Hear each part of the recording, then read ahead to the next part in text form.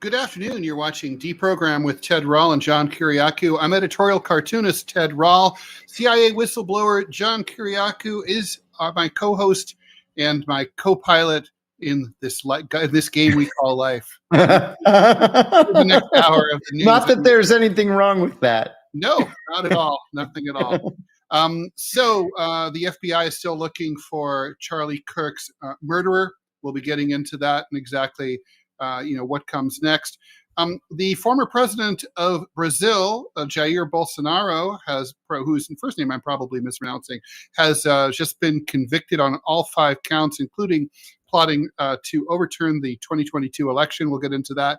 I really want to talk to you, John, about this story about the Venezuelan boat airstrike.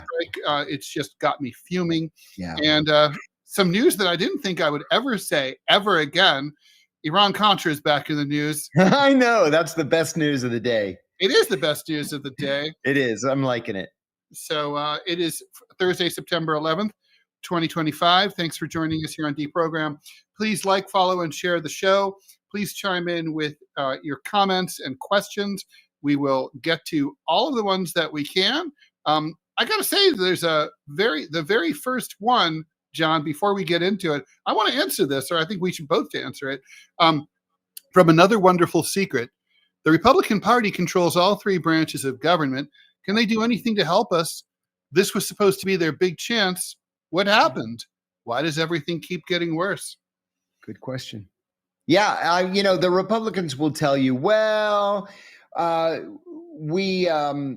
we would need 60 votes in the Senate to break cloture, so we're kind of jammed up there, and our majority is so small in the House, and the Republicans just lost 2 interim elections last week for the House, so it's tighter than ever, blah, blah, blah, blah, blah. The truth is that there's no coordinated policy.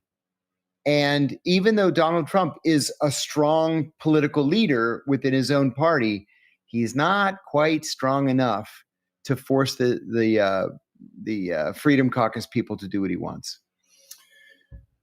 Yeah, I also think that there's a lot more of the old Republican Party baked into coming back to the new Republican Party than anyone, including the president, would like to admit. And so, it's the country club Republicans still running the show. They still want to cut taxes to the wealthy. They still want to get rid of social programs. They still want to suck up to big business and defense contractors. They still want to pour money into the military-industrial complex. They're not really a different party than they were in 1986. They're just you're right. You're right, and that's coming out. It's like the neocons ran for cover in 2016. And they just started coming out of their hiding places, and they haven't been squashed back down. Sadly, so they're becoming more and more bold. But I think you're right, Ted. I think what's happening here, and it's relatively slow motion. It's taken a little bit of time, but I think what's going to happen is the old Republican Party is going to come back once Donald Trump is gone, and they're going to be the ones in charge again. MAGA is a temporary situation. Yeah, MAGA is a style. That's a good way to put it. Yeah. It's not an ideological orientation. I mean, and I can just ask this, for example, if I ask any real MAGA adherent, well, it's about making America great again. Okay, what does that mean specifically? I mean, and I'm not trying to be snotty. What does that mean? Those are it's a brilliant phrase because it's deliberately vague. It can mean anything you say. I mean, if it's like things that, basically it's things that Donald Trump wants to do. Yes. And that's going to get old after a while. I agree. We got a question here, personal question about the show from Jay Herna. Any chance Michelle returns once you start pulling in the big bucks? Yeah, I doubt it. Michelle and I text each other, but it's always just interesting articles that we find, or she texted me a joke the other day she thought I would find funny, but I don't think she really wants to come back. She hasn't said anything to me. Has she said anything to you? No, she hasn't. I haven't really. I mean, no, we're Facebook friends. I see. Yeah, she's been doing a lot of traveling. Yeah, she's been doing a lot of traveling. So I think she's. I mean, if that comes up, we'll talk about it. But it's not like there's any dark secrets, and we haven't been keeping her under wraps. She's not in Area 51 or anything like that. No, that's right. Do we think that we have thank you for the donation from F. Suso. Do we think that the Charlie Kirk assassination could be a deep state false flag operation that will unite the right and get them off their demands for the Epstein files? No. I doubt it. No. I think this is a person. Obviously, I'm going to say disturbed because you have to be. You have to be. Right. Seriously. So, I mean, even if you're not like swallowing your own tongue or whatever, you're still to do this, to go and do this kind of thing. Ted, I'm giving a talk tonight at this 9/11 Truth event that I didn't realize was 9/11 Truth when I agreed to do it. But anyway, there was a lunch that went along with it today, and I was sitting next to this guy, and he wanted to talk about Charlie Kirk. So we're talking about Charlie Kirk. It is terrible. It's awful. I can't believe it happened. There's no excuse. They're blaming the victim, blah, blah, blah. And he says, yeah, but he thinks he has this figured out. He says, the shot was perfectly at the jugular from a distance of 200 meters. Who's good at those kind of pinpointed attacks? The Israelis. This is a Mossad operation. I just said, stop. Just stop, please. I'm not going to have this conversation. Just stop. Unfortunately, look, I love spaghetti westerns, but like movies like Hang 'em High and like The Good, the Bad, and the Ugly, where the guy shoots the rope from 400 yards away.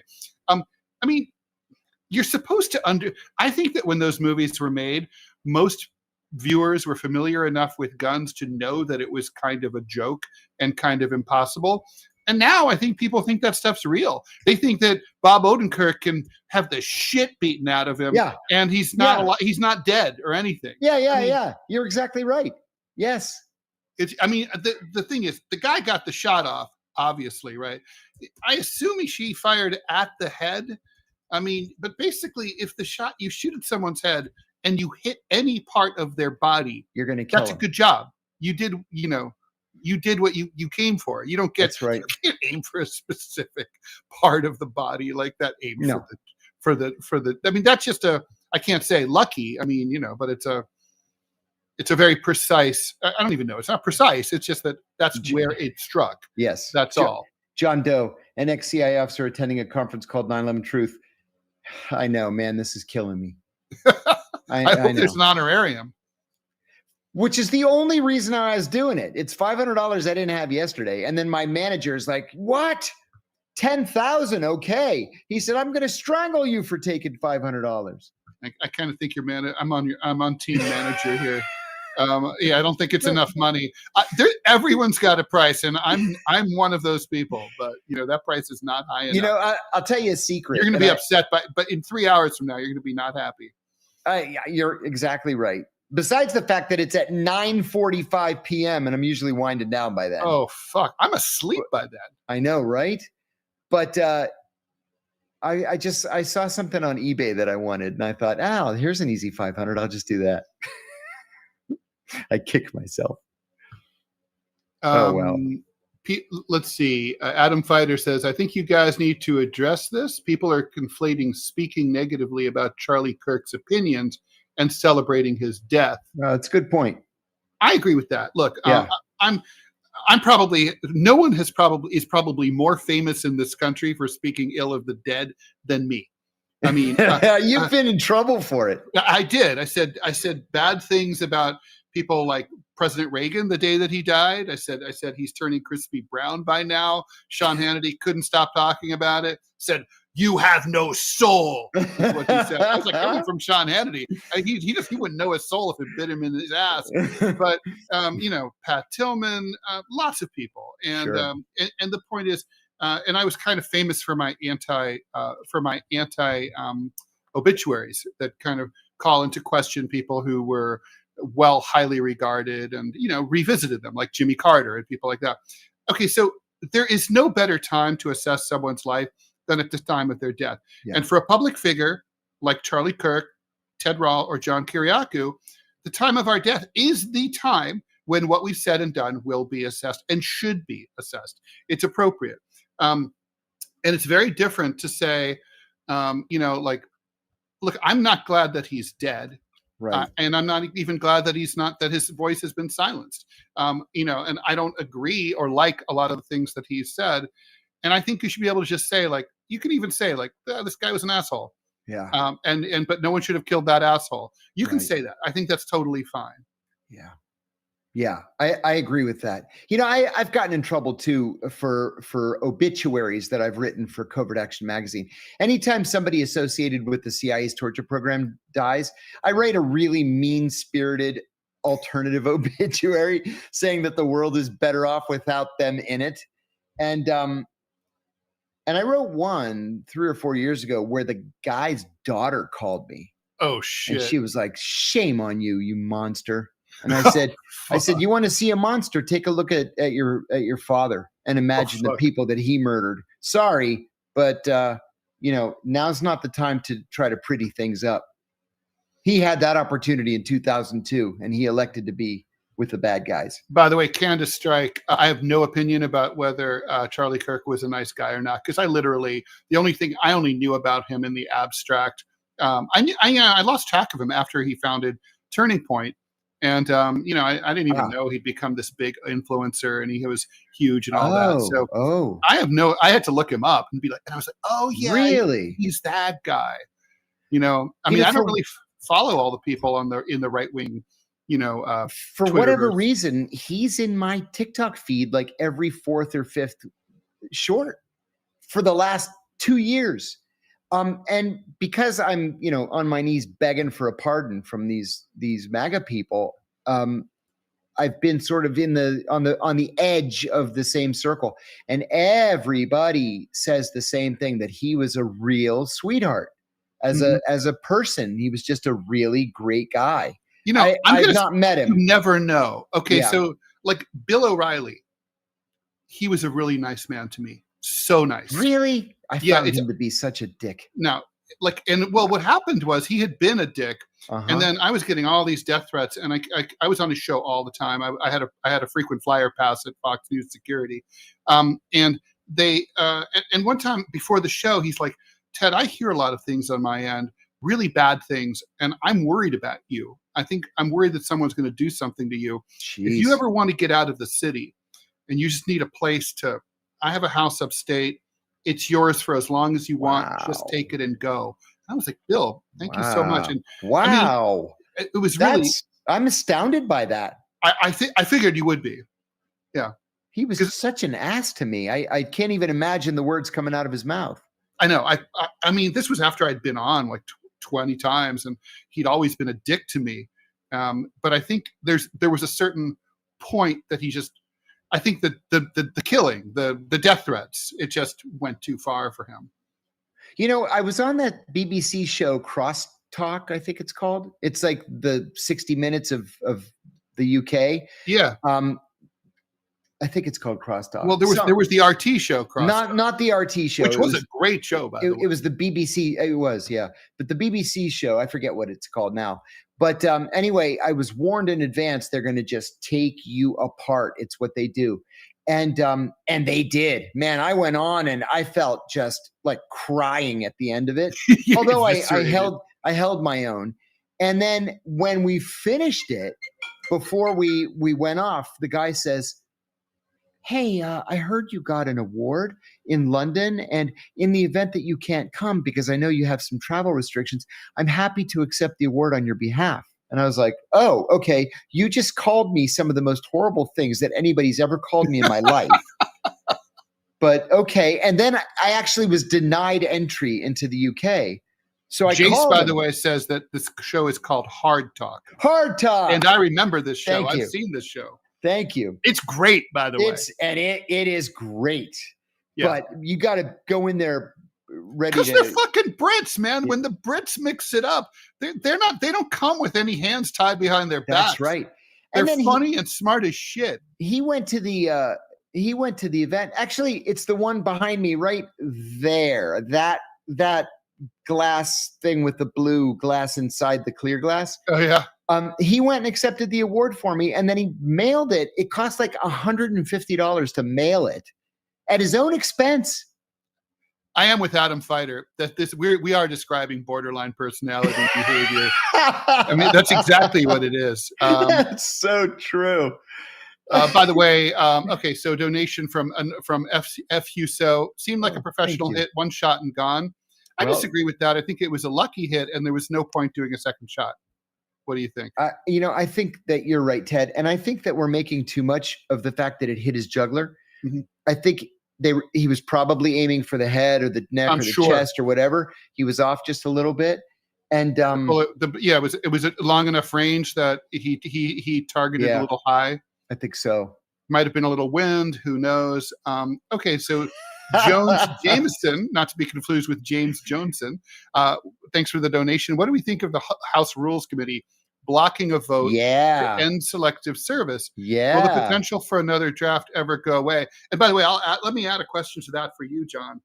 How the fuck can America's women live with themselves and call themselves feminists and not insist that they be drafted alongside men? That's an op-ed right there. And you are 100% right. Either we're all feminists who support equality or we're not. And I can't believe this thing. Yeah, my son could be drafted into one of America's myriad of idiotic wars, but his girlfriend can't be? Really? Ridiculous. No, I agree.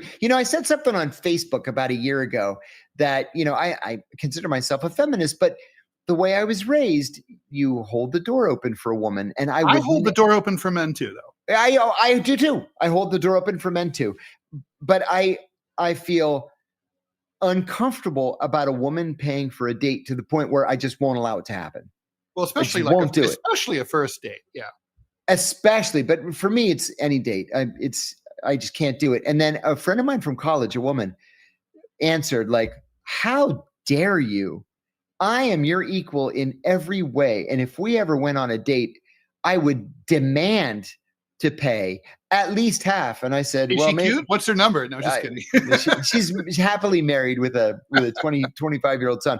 And I said, maybe that's why we never met. We never went out, because I just wouldn't, but other than that, I think you're exactly right, Ted. Either we're going to have the draft for everybody or we have the draft for nobody. And I don't see how it's constitutional under the 14th Amendment Equal Protection Clause. I just don't. I agree. We got a lot of comments here, and I guess we're questions. Okay, from Soden 20.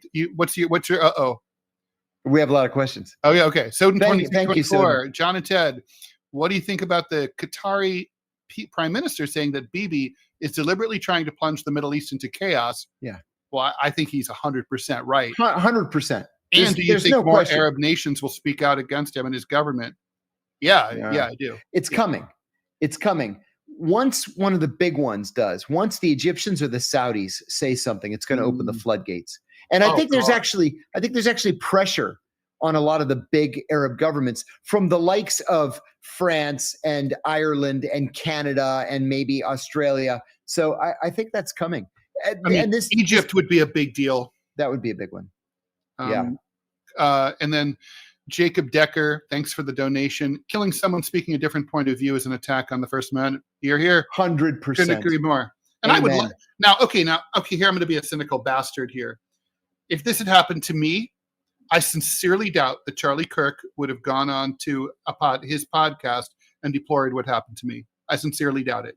And I sincerely doubt that the president would have the flags at half mast for me until Sunday. And I seriously doubt that my dead ass would be getting a presidential Medal of Freedom. Yeah. I don't like how this is being politicized. It was a political act, and treating it as a political act just validates what the killer did. Yeah, I agree. I'll tell you another thing too, Ted, about this poor Charlie Kirk thing. Almost all of my friends, like real friends, not just Facebook friends, people I've never really met, whether they're from the left or the right or someplace in between, everybody is absolutely appalled by this. And everybody is afraid of the direction that the country is taking. You and I were talking about it yesterday after the show. I talked about it with my brother and sister last night. My son was so upset, he called me at 10:30 to say he's just so upset about this Charlie Kirk thing. And he's, at least as left as I am. But I hope this serves as a wake-up call for the country. And I keep coming back to this. It's not, because we don't have. I was afraid you were going to say that. Leadership. No, we don't have the leadership. Like literally, the person who's supposed to tell us stop acting like fucking children and grow up and understand the difference between words and violence. Yeah. And understand that free speech. There's no obligation for anyone to speak in such a way that you won't take offense. And like and stop. And like if an American dies from murder, that's an American who died. It's not a right winger or a left winger. That's right. It's like it's an American. We need someone it's like a young father, which bothers me very, very much. Me too. 2 kids. It's right in front of him, by the way. And not to mention traumatizing hundreds of college students out and trying to enjoy a nice day. Disgusting. And so the point is, but Donald Trump is politicizing this. And I'm not going to go so far as to say like he's responsible for this, because I don't think it works that way. No, but I do think that he's not providing the leadership that we need to be able to have this be like a snap out of our bullshit moment. Ted, let me interrupt you for a minute for 2 things. Number Please. 1, Robbie's telling us we have an ad. Oh, okay. But I want to Put it thank up when you're ready, Rob. Chris MZTZ TC too. Thank you for the donation. He's got a great question here, Ted, regarding the New York Times article about the SEAL Team 6 mission in North Korea. How does the story like that leak out? Wouldn't it be a national security risk to expose that? And if in charge, would I approve?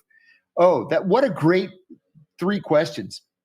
So number 1, somebody who opposed it and was overruled leaked that story. 100%. And I can tell you that from my own experience at the CIA, 99 times out of 100, the leak came from the Pentagon. They leak like sieves over there, and they're so gigantic, and they don't polygraph anybody, that it's just impossible to know where the leaks came from. Number 1. How does a story like that leak out? Okay, wouldn't it be a national security risk to expose it? You bet it is. Yeah, of course, because it exposes methodology. Sources and methods. Kim Jong-un knows something now that he didn't know before. That's right. And he's going to be more careful. Espionage. Yep. Right. Okay, let me read this ad. Looking for a comfortable but unique option for your gaming setup? Check out technosportusa.com. With a wide array of ergonomic chairs in an array of colors, you will definitely bring your setup to the next level. Always comfy, never boring. Technosport. Use code RUMBLE for 10% off your entire order. That sounds good. I want one myself. I like that. I'm a whore for a comfortable chair. I got to say too, when we got our first ad on YouTube, it was REI, and I really like REI. I was so proud that it was them and not like erectile dysfunction or something, because you knew that was coming or not coming. Oh my God! So yeah, I mean, okay. So then, and by the way, if in charge, would you have approved of this operation? Oh, absolutely not. Because if you compare the upside to the risk of blowback, the risk of blowback, in my view, is too great. I wouldn't have approved it. All right, let me ask you a bigger question. Are SEAL Team 6 a bunch of tards? I mean, they mess up a lot, right? A lot. So, and not only do they mess up a lot of them get killed in the course of the operation. Yeah. Yeah. No. I mean, are they too? I mean, I know you do need people who are badass and brave and willing to do whatever. But, yeah. But you also want your people to come home. You want your people your to come home. to be exposed. Yep, that is right. Robbie's telling us we have breaking news. What kind of breaking news is that, Robbie? Let's hear it. I bet the suspect's been caught. Robbie? Oh, let me put Robbie on. Oh, okay. Hey, Robbie, what's going on? Hi. So just popped up that Kash Patel, he's in a little bit of hot water for calling Uncle twice about saying that they had the guy. Turned out they didn't. And so now he is personally in Utah overseeing the investigation. So the clown has left the circus and is now running the peanut gallery. So we're in good hands. Oh, my God.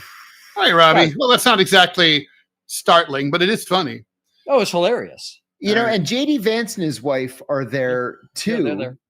And I was supposed to fly down to Fort Lauderdale on Monday to do James O'Keefe's show. And I just got a text from him canceling it because Charlie Kirk's going to be buried on Monday and he's going to go to the funeral. Yeah, apparently Vice President Vance and the Second Lady are going to escort Charlie's remains on Air Force Two to Arizona, I guess from Utah. I guess that's where Charlie Kirk is from, or he's going to be laid to rest.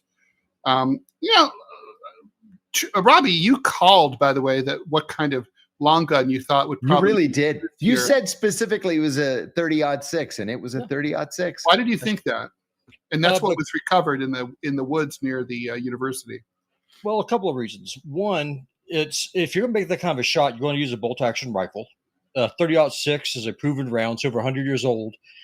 And you can either run them hot or you can run them cold, depending on on what it is you're looking for. And they have a very specific report.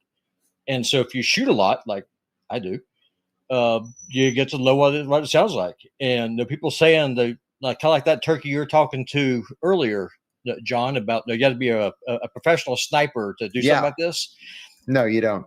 No, if you, I have an old Argentine Mauser that was made in Germany back in the 1890s. Is that it's a single shot? Yeah. Yeah. It's a bolt action. So what you do, it has a 5-round magazine, and what's neat about them is that the barrels are milled. They're not stamped. So they have really deep grooves. And whenever you can make a 200 to 400 yard shot with iron sights behind the ear of a deer with no problem at all. Wow. And what it is a heavy bullet. So what y'all talking about is right. What you do is that you aim higher. What is it you're going for? Because you got drift. Yeah. Well, that's what happened. I think most likely he was aiming for his face. The bullet drifted and it got him in the neck. And either way, it's a kill shot. The job is done. If you're hunting deer, that's what you want. Hunting a person, I don't know. It just depends on how much of a mess you want to make. All right, Robbie, thanks for that. Well, I'm sure we'll. And that really was. I was kind of amazed that you were able to call it that way. He called it. Yep. I grew up in the South shooting. I mean, this is not hard. You did. And by the way, I strongly recommend anybody who hasn't heard it yet to go into Rumble Studio, Rumble Premium, and watch the Robbie interview. And by the way, John, we're doing part 5 tomorrow. Yeah. All right, cool. Looking forward to that. It's going to be all about prison. Oh, question for Robbie. I'm going to put Robbie back up here. $5 donation from USC XXX A-Rod 21. As a person of the right, are you comfortable with people like Bongino and Patel running agencies like this? Good question. Seems like these guys are always swimming. If I had it my way, the FBI would have been abolished the very first day of Trump's presidency, because Trump promised to drain the swamp. Well, the way that you drain the swamp is by gutting it. You don't go in and say, I'm going to give you a brand spanking new headquarters. Now, Trump is just a total blowhard. If I had it my way, it would be gone. The CIA would be destroyed. The FBI would no longer exist. Another question for you, Robbie. Sorry to interrupt, but it's what I do. Tusk PC wants to know, I thought you were blind in one eye. How good of a shot are you? Used to be really good. Now, not so much. I'm having to teach myself how to shoot left-handed using a 22. So it's a pain. Oh, shit. It's like learning how to drive using the stick on the left, which it sucks. In England. Yeah. But I mean, growing up, I used to hunt squirrels and rabbits all the time using a single shot 22. Wow. If you're doing that, shooting a deer with a 30-06, it's not a problem. No, I mean, the thing is also, God, I remember living in Long Island. You could just drive your car up to a deer and it'd be 10 feet away from you, and you could just pop it point blank range. I mean, I have to beep at them. Brave. I beep at them behind my house to get out of the way. I gotta go. Yeah, they're kind of like they're not really that. No. I saw a big buck the other day. I'm like beeping at the buck, flashing my brights at him. Like, get off the road for God's sake. Here we have elk walking down the road. I mean, those are big boys. God. Oh yeah. All right, Robbie, thanks for that. We'll let you know if we have more questions. I really do love this question from JR99 over on the YouTube feed. Why doesn't security for outdoor events use drones for surveillance? Oh yeah, I mean, that's a fucking good question. It is. It's cheap. It's easy. There's no reason not to. No, I mean the thing is, I wonder how much security there really was here. Like, I mean, obviously there was a threat, but I mean, they didn't treat him like he was the president of the United States, and No. I don't really blame them. I mean, you No. know, he's an influencer. But still, Ted. There's a million of those. Still, Ted, the building where they're telling us the shooter was on the roof, that building closed down for renovation in April and was supposed to be locked up tight. And did it not occur to anybody in the campus police department to just, sweep the building, walk up to the roof, just make sure nobody's up there? I mean, by the way, where did we hear about something very similar in the very recent past? A gunman kicking around on the roof, right? I mean, it's like this is what happened to Trump in Butler, Pennsylvania. You would think by now it'd be kind of a standard operating procedure. I got to ask you also, what do you make of the fact that the cartridges bearing quote unquote transgender and anti-fascist inscriptions were written? I mean, has that been confirmed? It's been confirmed according to the authorities. So Okay. I'm wondering if Luigi Mangione was an inspiration. I've never heard of anyone doing that before. Never. No, that would take work. You can't just go to the gun shop and say, give me some of those trans bullets, right? That's not how it works. There's work involved. I thought I was a 45, but now I identify as a 38. Oh my God. I'm a 38 and trapped in the body of a 9mm. That's hilarious. I don't know. I don't know what to make of it. It's one of those. I've got to think I really think we're going to find out this was a Luigi thing and that the person was inspired by Luigi. I think we're going to find that out. Similar age. This is bad. Someone in their 20s. Yeah.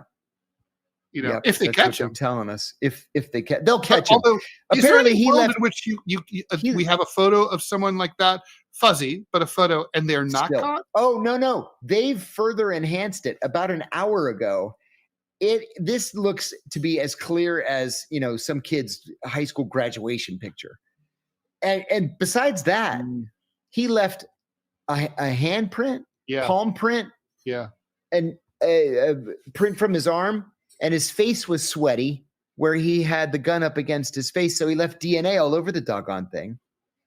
He threw the gun in the woods. It hasn't rained or anything. The cops found the gun. This kid is an idiot, and he's going to get caught. He's going to get caught. Luigi was an idiot. He left a bag of evidence in Central Park. Nobody ever goes there. Right. And then took off his mask so he could flirt with the girl at the youth hostel. Absurd. Idiot. Yeah, total idiot. All right. So let's see what else here. Okay. So Hamish McInnes is saying anyone who knew the person of interest would recognize them from that photo. Absolutely. I don't think there's any world in which they get away with it. No way. Yeah. No way. It's only a matter of time. I just hope that when the person's caught, that he's caught alive. First of all, we don't need more death. And secondly, I want to know what the motivation is. The Butler, Pennsylvania thing, we're never going to really know what happened because he's dead. Exactly.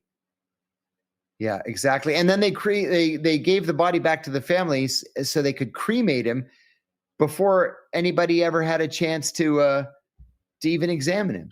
Big boss Bob Ross is correct. He said Luigi took off the mask at the hostel because it was required for check-in. Okay, but Bob, he could have said "fuck you" and left. I mean, it's Manhattan.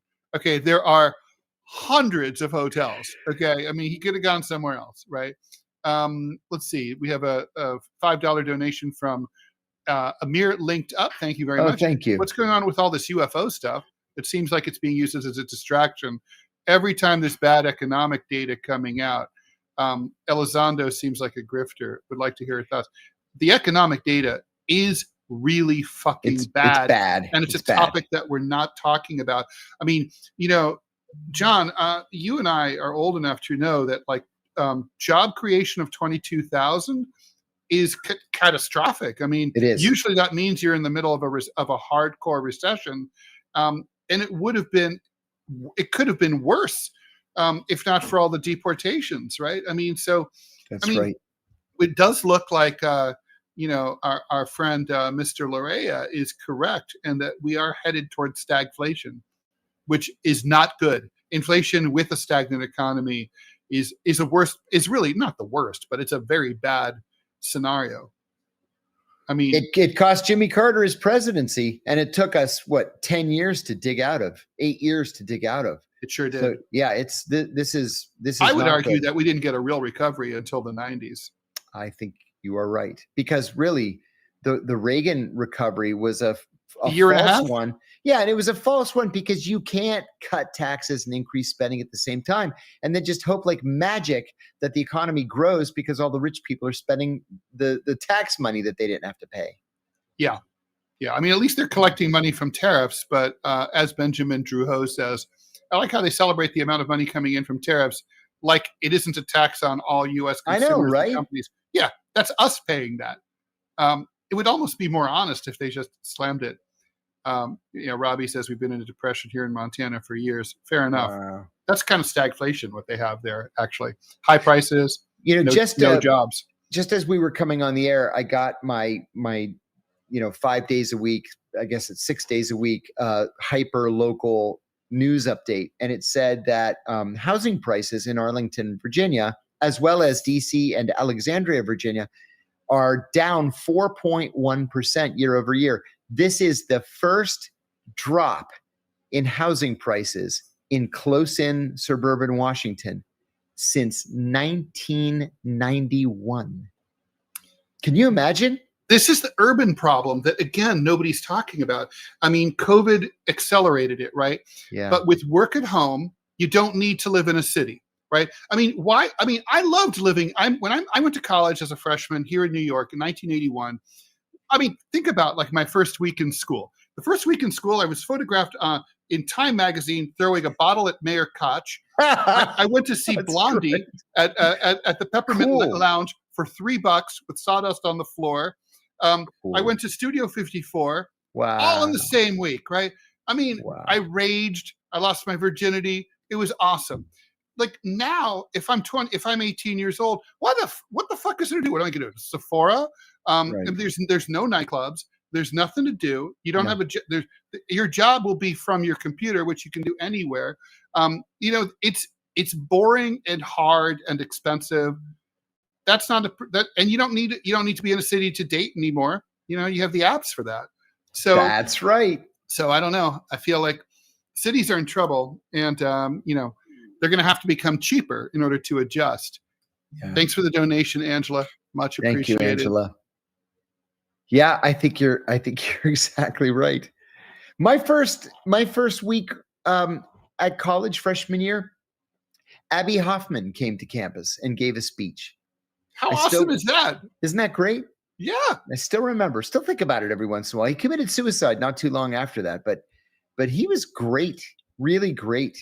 He had gone to one of the fraternities earlier in the day, and he bought somebody's old TV, and then he plugged it in. Reagan was giving a nationally televised talk for whatever reason. This would have been in August of 1982. And so while Reagan was talking, the TV was just sitting on a folding chair up on the stage. While Reagan was talking, Abby Hoffman walked off stage, walked back on with a sledgehammer, and smashed the TV to a million pieces. Fucking people were screaming, cheering. It was great. That's so punk rock. I love that. Speaking of punk rock, I saw the Clash that year too. Wow. And the Ramones and the Dead Kennedys. Oh my God. It was awesome. None of that stuff's true anymore. And it's not like, I know it's all different bands, but the music scene, there is no music scene the way there used to be. No. Anyway, let's talk a little bit about, we can just check in. Do we care about Jair Bolsonaro? I mean, so. Yeah, we do. Been convicted. He's been convicted. But I think the reason we should care, I'm sorry to interrupt you, Ted. I think the reason we should care is that Donald Trump has threatened already to put sanctions on all of the Brazilian Supreme Court justices were they to find him guilty. So now they found him guilty. And not only is Trump now discussing sanctions on the judges, he's talking about sanctions against Lula. which is a really dumb idea because God knows Donald Trump has a lot more investment in Brazil than Lula has, probably $0 investment in the United States. And what is there to stop Lula from sanctioning Donald Trump and freezing his Brazilian assets? Which he has. There you go. Good. Well, we'll see what happens there. All right, let's get to something that does really has me furious. So you remember, of course, obviously the Venezuelan boat that the administration bragged about on social media. They said it was Tren de Aragua, quote unquote, terrorists because they have designated Tren de Aragua a terrorist organization. It was a boat headed from Venezuela apparently to Trinidad. They blew it up with a drone. We now know that it was with a drone. We thought it was for drone. Just it looked like drone footage. 11 people dead, according to the Defense Department. So anyway, it turns out that finally they've gotten around to briefing the gang of 4 people, right? So Senate Armed Services Committee Chairman Jack Reed came out of the briefing pissed off. So he said that there was no evidence presented in the briefing whatsoever that said that the targets were armed, posed any threat, were members of Tren de Aragua, were carrying drugs, were headed to the United States, were even from Venezuela. No evidence of anything. These were 11 random people that they killed for no reason whatsoever. And that's it. And so, I'm sure Jack Reed's not lying. If he was lying, the administration would have been quick to point it out. This is really, I hate to say it. You and I, we knew this was probably going to be true or might be true, but it's like, I hate to be disappointed like this. I hate to be proven right into something like this. I wanted them to, it wouldn't have been legal even if these guys were Tren de Aragua, even if they were drug dealers, it wouldn't have been legal. They should have interdicted them. But agree. And it's not even our business. They weren't even coming to the United States. No, they weren't. The Trinidadian authorities didn't ask for help. So, this is no one's going to give a shit because they're brown people, right? Yeah, I think that's exactly right, Ted. Nobody's going to give a shit. And most Americans just take the White House's word for it, or the Pentagon's word, no matter who happens to be in charge. If it fits into the national narrative that whoever these guys were on this boat were terrorists, were Tren de Aragua, or were carrying cocaine or whatever, they're just going to jump up and down and say, great. Now, I think that the chances are pretty good that these were just fishermen who saw, whatever it was, a ship in the distance or drones in the distance and said, oh, crap, let's get back to port, and turned around and started to rush back and then got rocketed. Terrible. Yeah, that's the thing too, right? The U.S. Supreme Court ruled a long time ago that if you come up to a police checkpoint and then you run away from the cops because you're afraid of the cops, that does not provide the police with probable cause. But that's exactly the rationale that the administration used to say that they were right to blow up this boat. They said that the boat spotted the drone and then seemed to turn away from it. I don't know about you. If I saw an armed drone approach me, I'd turn away from it too. Doesn't mean I'm Tren de Aragua or that I'm Venezuelan or that I'm carrying drugs or anything else. No, that's exactly right. We've had a question about UAPs and Elizondo, I forget his first name, but he's like Mr. UAP these days. You think he's a grifter? I've tried to walk a fine line on this issue, but I saw what I saw when I was 16, 17 years old. I've told that story, and I can't deny anybody else the account of their own personal experience, but I also don't understand why the Pentagon doesn't just release this information, or why the White House doesn't just declassify the information, why it has to leak out, and why we have to have people being called to testify on Capitol Hill as whistleblowers, risking their own imprisonment, were they to be charged under the Espionage Act, just to say, yeah, I'm an F-18 pilot, and I saw this thing moving at a fantastic speed, and it paralleled me, and then it took off at, the speed of light practically. And then the Pentagon denies that any such thing has taken place. For a long time, and you'll remember this, there was worry that if the government were to admit that there were UAPs or UFOs, that people would panic. Well, the word leaked out, and nobody gave a shit. There was no panic. Everybody's like, they had more faith in us back then. They thought that we might have a pulse. See, that's right. That we might react to something. That's Apparently right. Nothing. It would be like not the day that the Earth stood still. It would be like the day that the Earth kept looking at its phone. Yeah, exactly. Yesterday was the anniversary of the disappearance of this Australian pilot. I'm sure you've heard of this case. There's this Australian pilot in his early 20s. I think he was 23 years old. He was flying. It was September 10th, 1978. I saw several different references to this yesterday. He's flying, and he said that there was a silver cylinder above his plane, flying at exactly the same rate of speed.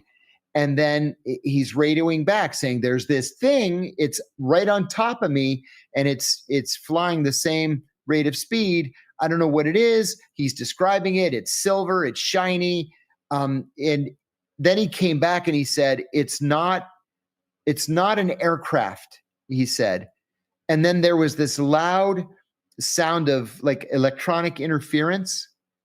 Nobody ever saw him or heard from him again. They never found him. They never found the plane. They never found anything.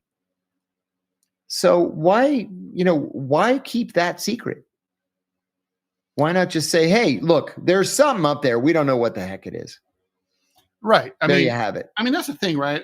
Originally, right? Unidentified does not mean alien. Exactly. It just means unidentified. Yeah. Yeah. So let's see. Let me say one more thing about Luis Elizondo. When I had my show on RT, people used to tell me all the time, you have to have Luis Elizondo on. He's an expert. So I did some research, and what I found was him saying repeatedly that he's an expert. I don't know what the heck he's an expert on, but he sure likes to get out there and be the UFO guy, and it just wasn't. It wasn't a fit for me. So I have this rule, John, which is that if someone voluntarily says something that it describes themselves as having a positive attribute, they not only don't have that attribute, they are the opposite. So if someone just sort of says, like if I ask you, John, are you a good tipper? And you say, yeah, that's not what I'm talking about. I'm like, if you just say, Ted, by the way, I tip really great. I'm a fucking great tipper. Waiters love me. Then I know you're a tightwad for sure. And that everyone hates you, and there's spit in all of your food everywhere in the DC metro area. And that's what if someone says, oh, by the way, I'm an expert on blah, blah, blah. No one who's actually an expert ever says that. It's like they just are, and people talk to them about that topic. And, no one has to ask you about you're never saying, well, by the way, I, John Kiriakou, am an expert in this and that. You just are. And, that's how it is. Like, like on a date, if someone says, oh, I'm really good in bed. Oh man. I mean, I lay pipe, like you will be fucking screaming. You will lose track of who you are. You'll lose, you'll space time will change. That's a lie. You're like lie. Dead bed. All right. Let me read this out here. Yeah. Ready to level up your game? AIM Controllers is where custom meets unbeatable value, and right now it's the best deal of the year. We start with official Sony and Xbox controllers, fully compatible with console and PC, no functionality lost. Then you go wild with custom features, smart bumpers, paddles, grips, stick height, custom buttons, even design your own PS5 snap panels. And here's the part no one else is doing. Lifetime warranty on all modified parts. That's right, lifetime. What other company does that? Exactly. Normally, a fully loaded setup could run you $400, but during our one price promo, it's just $209 or 182 euros, no matter how many features you add. Use code RUMBLE at checkout and lock it in. This is your sign. Go to aimcontrollers.com and build the last controller you'll ever need. That sounds appealing, and I don't even game. I want to say one other thing too. I was sitting next to this guy at this 9/11 Truther lunch today, and he was telling me how interested he is in this issue, and he's talked to everybody who's out there to talk to, and he starts naming people, and he mentioned Susan Lindauer. And so I said to him, "Be careful of Susan Lindauer." And he asked me why, and I said, "Honestly, I believe she's a fraud." And he said, "What do you mean if she's a fraud? She was the secret back channel to Saddam Hussein." And I said, "Exactly my point. No, she wasn't." And I said, "I actually confronted her. There was this big whistleblower event. It's the only one that she somehow got into. It was on the roof of the Hay Adams Hotel here in Washington, across the street from the White House. And I was shocked to see her there. And she came up to me and introduced herself. And I was kind of cold. And I said, "Oh, yes, I know who you are." And she confronted me. And she asked me why I wasn't friendlier, more supportive. Besides the fact that when she was prosecuted, they actually ended up dropping the charges because she was mentally unable, like she was too insane to be tried. So they just dropped the charges. But I said to her, "Look, I'll tell you the truth. You tell everybody that you were the secret back channel to Saddam Hussein, and I know you're lying. And the reason I know you're lying is because I briefed the secret back channel to Saddam Hussein, and it wasn't you." Oh, man. And I said to him, he says, "Oh, come on. I find that hard to believe." I said, "I've never said the name, but I'm going to say the name because the secret back channel is dead. He's dead now. So I'm going to say the name." I said, "When I was in Bahrain, we got a cable from the State Department saying David Rockefeller is coming to Bahrain to accept an award from the Bahrain U.S. Banking Society and give him the red carpet treatment and give him what's called a country team briefing." So a country team briefing is the ambassador, the deputy chief of mission, the head of the economic section, the head of the political section, the head of public affairs, the head of everything. If there's a station chief there, he gets the full classified briefing.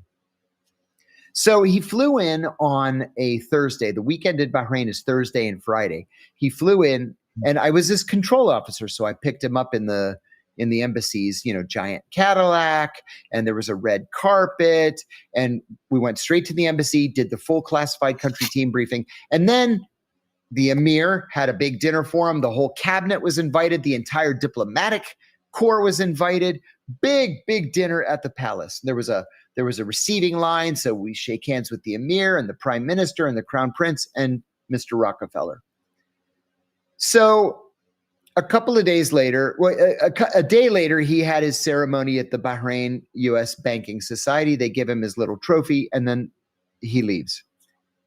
So Saturday, which was the first day of the work week, I go into the ambassador's office for the morning meeting, and he said, "So Mr. Rockefeller got off okay?" And I said, "Yeah, he got off okay. It was really cool meeting him." But I said, "But why would a guy who's almost 100 years old fly halfway around the world to collect a little trophy from some banking organization nobody's ever heard of?" And the ambassador goes, John, you're supposed to be the smart one." And I said, "Why? What am I missing here?" And the station chief starts to laugh. And the ambassador says, "John, he's the secret back channel to Saddam Hussein. This was his cover stop." And I was like, "Oh my God, I'm such an idiot," which is why we gave him the classified briefing. And he said, "Exactly." So I said to Susan Lindauer, "It wasn't you, Susan Lindauer. You were not the secret back channel to Saddam Hussein." Unless she used to be a dude and she used to be dead. So she's trans alive and trans female. Yeah. And another thing too, this was the press secretary. She was the press secretary to a first-term congressman from New Jersey. And she says that the CIA secretly chose her to fly out to Saddam Hussein and tell him, "Listen, you better start towing the line, Saddam Hussein." And I'm like, yeah, that never happened. John, it really strikes me like this, like being in the CIA, because people aren't allowed to talk about their experiences, it just opens up this space for all these liars to basically say that they did that and the other. It reminds me of a little bit of the journalists that I knew in Afghanistan, who would make things up, and they'd be like, "No one's ever going to check out my story and fucking Mazari Sharif. I can say whatever." Right. And it's like, and for the most part, they were right. I mean, no one ever knew anything. I knew a guy who worked for Travel and Leisure. Sorry, I'm lying. Condé Nast Traveler, and he wrote this piece, this flowery high-end magazine. He wrote this flowery piece. I couldn't get published in there. Flowery piece about taking the train from Ashgabat, Turkmenistan to Mashhad, Iran, and talked about how beautiful it was, the lace curtains on the windows, how good the tea was. And I'm like, man, I would love to take that fucking train. But that train has never been constructed. And so the reason that he thought Lonely Planet Guide said it's expected to be completed in 2 years. Well, the Lonely Planet Guide was 4 years old, so the fucker picked up a copy and assumed it must be done by now. I called up, and not cool at all. And this shit happens all the time, without a doubt. Hey, we should plug the good people at Rumble. Yes, they've been very good to us. Yes. Thank you very much, Rumble, anyway, please go over to Rumble and watch us over there. That's the main thing, because we make more money there, and they've been very supportive, and we're in the Rumble Creative Program. And we have Rumble Premium content over there.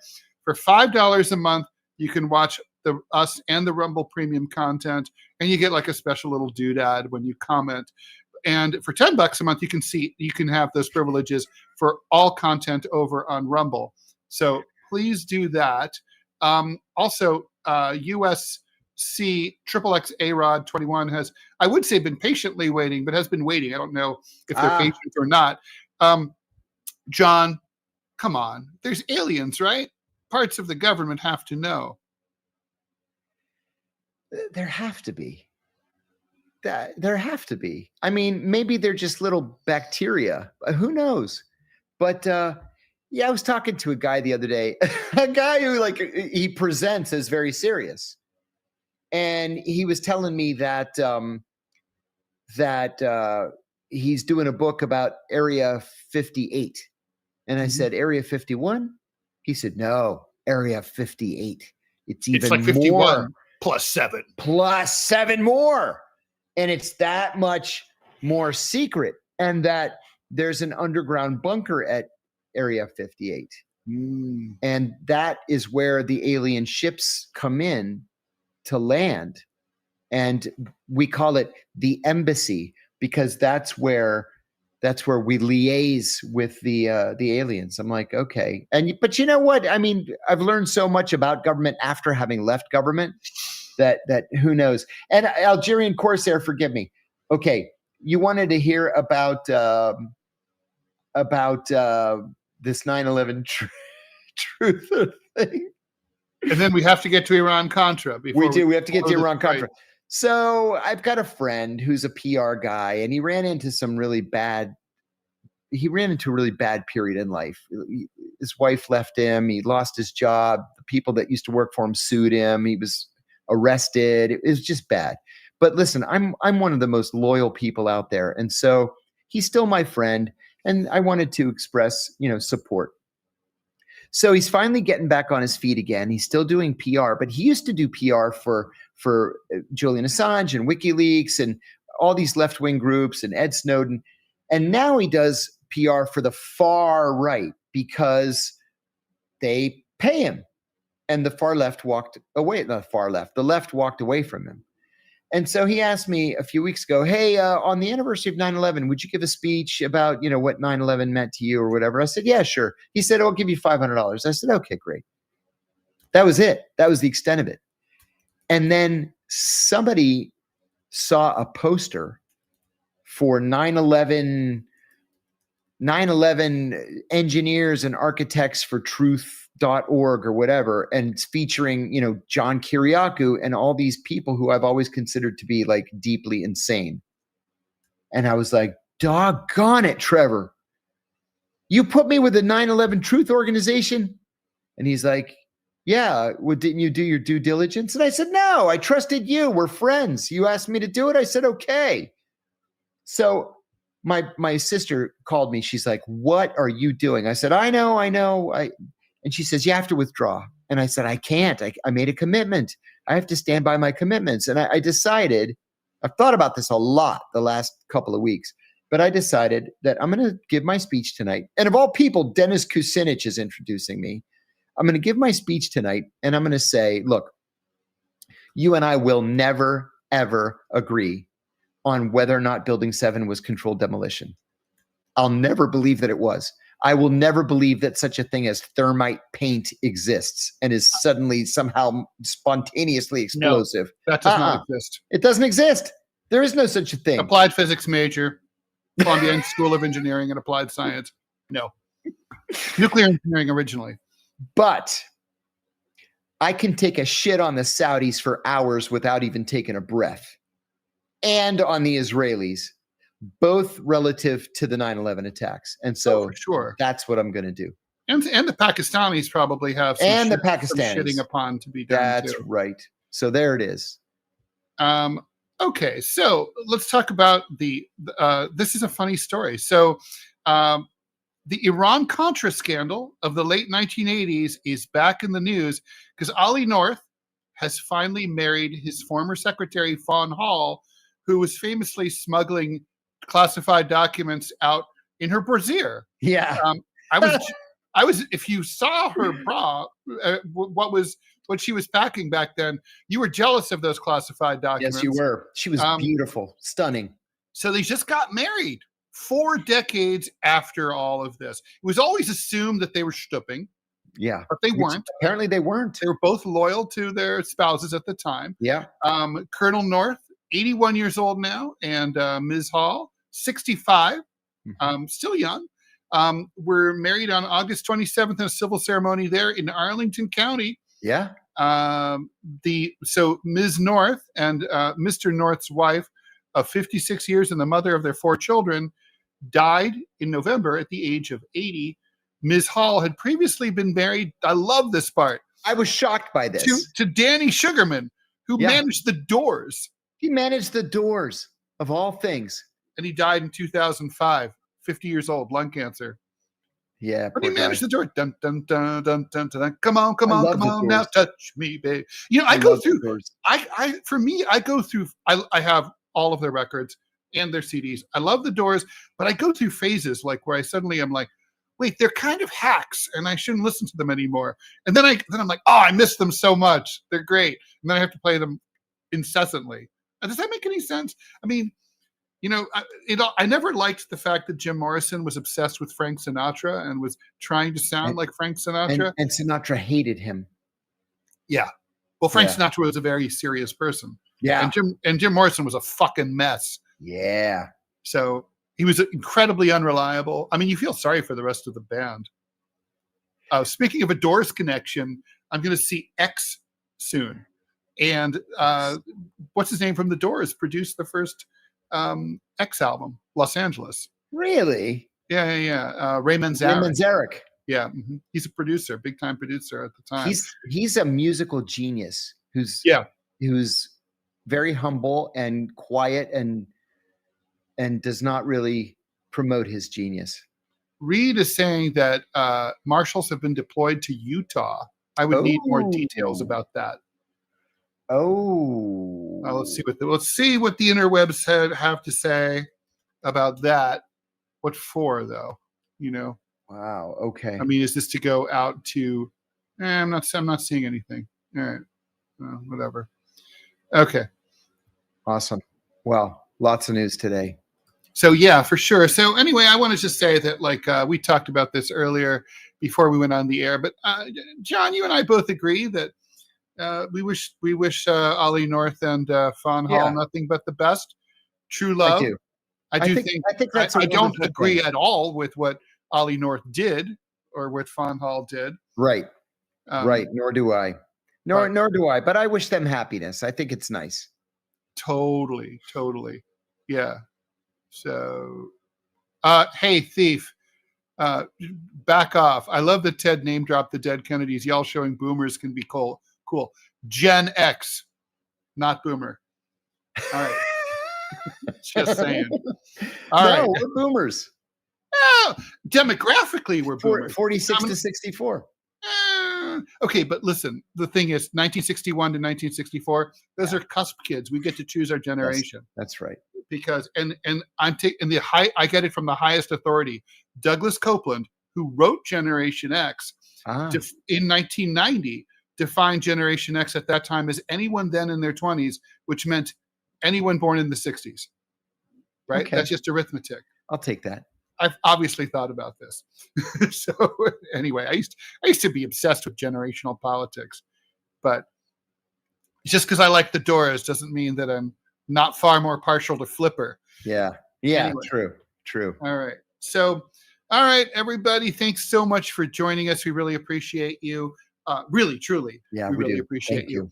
And so this is DeProgram with Ted Rall and John Kiriakou. We are here Monday through Friday, 5 p.m. Eastern time. We'll be back Friday tomorrow at 5 p.m. Eastern to bring you up to date and deprogram you from everything.